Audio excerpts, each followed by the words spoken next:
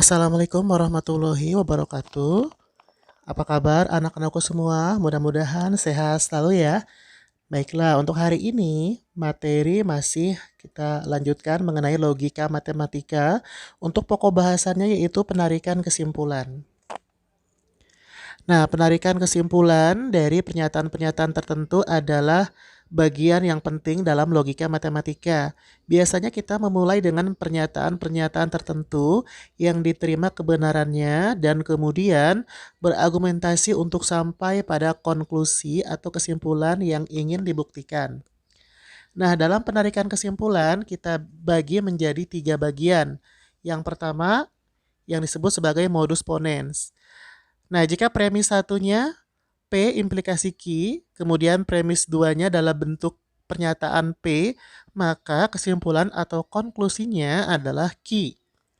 Sebagaimana pada contoh soal berikut ini. Contoh soal untuk premis satunya,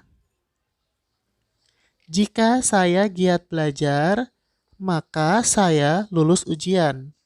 Kemudian premis duanya, saya giat belajar. Yang ditanyakan konklusi atau kesimpulannya bagaimana? Nah, untuk mencari konklusi atau kesimpulannya, maka sesuai dengan formulasi tadi ya. Jadi jika premis satunya P implikasi Q, premis duanya P, maka konklusinya Q. Nah, maka konklusi daripada premis 1 dan 2 di sini adalah Q. Q-nya yaitu saya lulus ujian. Dengan demikian konklusinya saya lulus ujian.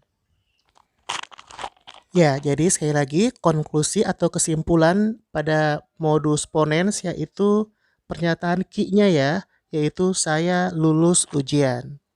Sampai di sini paham ya untuk modus ponens. Yang kedua, modus tollens. Nah, kalau tadi modus ponens ini argumentasi atau penarikan kesimpulan yang disajikan dalam bentuk konklusinya adalah pernyataan Q. Nah, sementara kalau untuk modus tollens ini adalah argumentasi yang disajikan dalam bentuk konklusinya adalah pernyataan negasi P.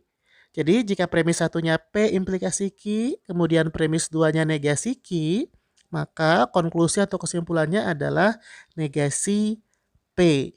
Ya.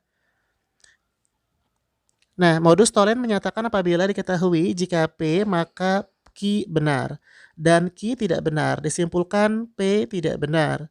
Nah, kita langsung ke contoh soalnya untuk modus tollens. Misalnya premis satunya,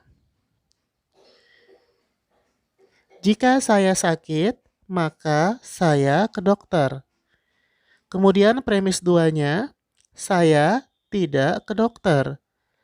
Pertanyaannya adalah tentukan konklusinya atau kesimpulannya. Nah, berdasarkan rumus tadi ya, premis satunya kan P implikasi Q ya. P-nya saya sakit, kemudian Q-nya saya ke dokter. Nah, kemudian premis duanya negasi Q ya, saya tidak ke dokter. Nah, maka konklusinya adalah negasi P. Nah, P-nya kan tadi saya sakit, maka kalau negasi P berarti saya tidak sakit ya. Maka konklusinya adalah saya tidak sakit. Ini contoh untuk modus tollens.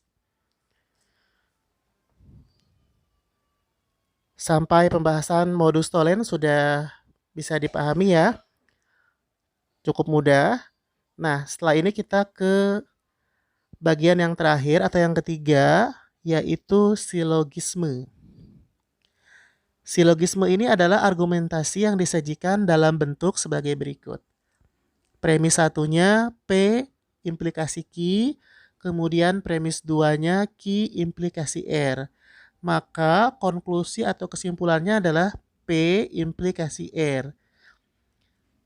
Cara mudah untuk memahaminya, konklusi dari premis 1 dan 2-nya adalah kita ambil pernyataan awal dan akhir. Kalimat awalnya kan P ya, kemudian kalimat akhirnya R. Jadi langsung aja P implikasi R. Nah, kita akan ke contoh soal mengenai silogisme. Misalnya premis 1, jika hari ini hujan, maka udara dingin. Kemudian premis 2-nya, Jika udara dingin, maka saya memakai jaket.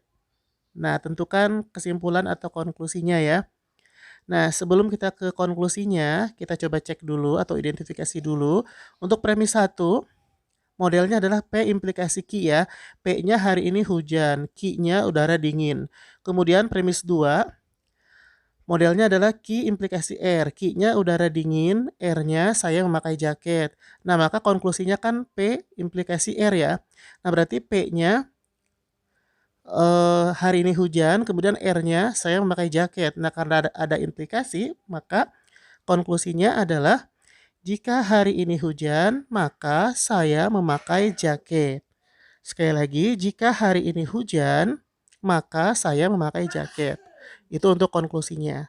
Baik, sampai di sini sudah cukup paham ya untuk penarikan kesimpulan. Jika ada yang kurang paham, boleh langsung ditanyakan.